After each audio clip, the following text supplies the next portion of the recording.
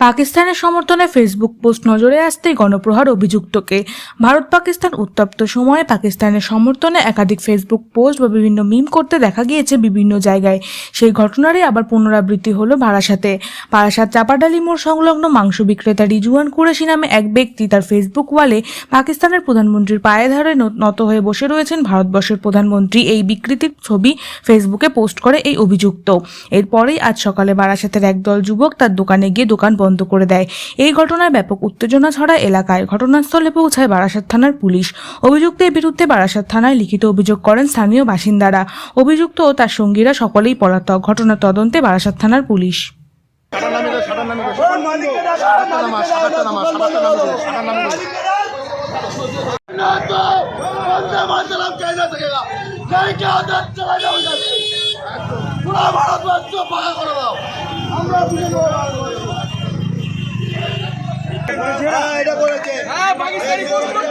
একজন পাকিস্তানের সমর্থন করে ফেসবুকে লিখেছে একটাই কথা, এই লোককে এখানে ব্যবসা করতে দেওয়া যাবে না, পরিষ্কার কথা। পাকিস্তান জিন্দাবাদ।